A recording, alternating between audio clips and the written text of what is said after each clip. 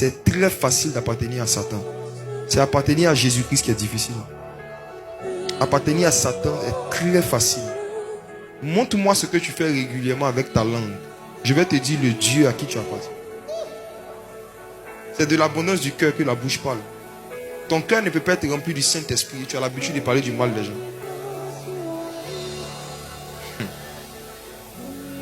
Je veux qu'on commence doucement. Le verset commence par dire que voici une parabole que le Seigneur Jésus a donnée. Verset 9, s'il te plaît. Tu peux relire ça?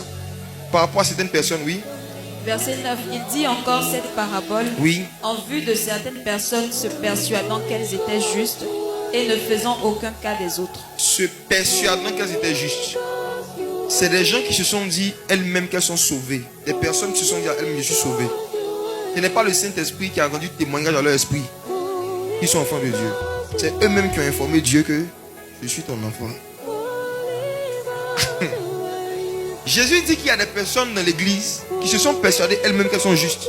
Et comment on les reconnaît? C'est des personnes qui ne font aucun cas des autres. Des personnes qui sont arrogantes spirituellement.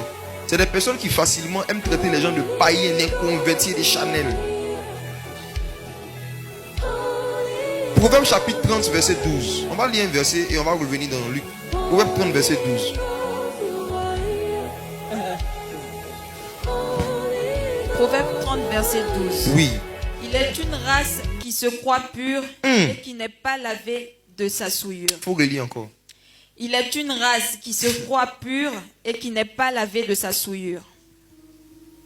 Est-ce que ça vous est déjà arrivé dans la vie physique d'avoir l'impression que vous vous êtes lavé, d'être convaincu que vous vous êtes lavé, alors que dans la réalité, vous n'êtes pas lavé? Est-ce que vous avez déjà vécu une scène où vous êtes sûr d'être rentré dans la douche, d'avoir pris un bain,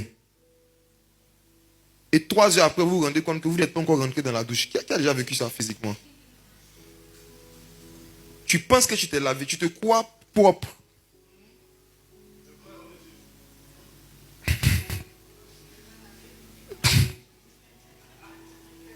Proverbe 30, verset 12. Dieu dit qu'il y a une race de personnes sur la terre qui se croient pures, mais qui ne sont pas lavées.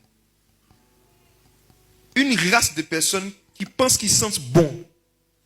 Or, spirituellement parlant, si tu devais choisir entre une poubelle et eux, choisis la poubelle. Qui a déjà rencontré quelqu'un qui ne s'est pas lavé depuis 15 ans? Personne. Si tu en as rencontré, mais je ne sais pas. Si tu as rencontré un être humain qui a plus de 15 ans et qui n'a jamais été purifié par le sang de Jésus, tu as rencontré quelqu'un qui ne s'est pas lavé depuis 15 ans.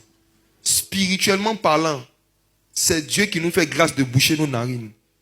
Si on pouvait sentir les odeurs et les parfums spirituels de tous les êtres humains qu'on rencontrait, on allait marcher comme ça dans la rue.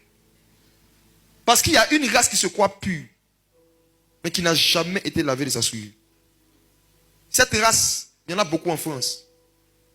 Beaucoup de gens, parce qu'ici, ils sont versés dans les œuvres sociales et caritatives, ils se croient purs. Ils se disent que comme ils aident les orphelins, ils sont purs. Comme ils aident les veuves, ils sont purs. Comme ils aident les sans-abri, ils sont purs. Vu qu'ils font des dons aux prisonniers, ils sont purs. Or, ce n'est pas ce que tu donnes à Dieu qui te purifie, c'est ce que Dieu te donne.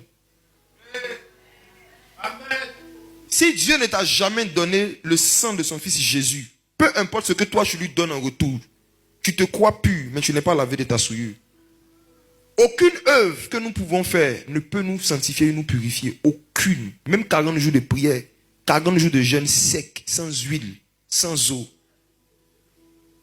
Il n'y a pas une activité spirituelle qu'un être humain puisse faire qui va le laver de ses péchés.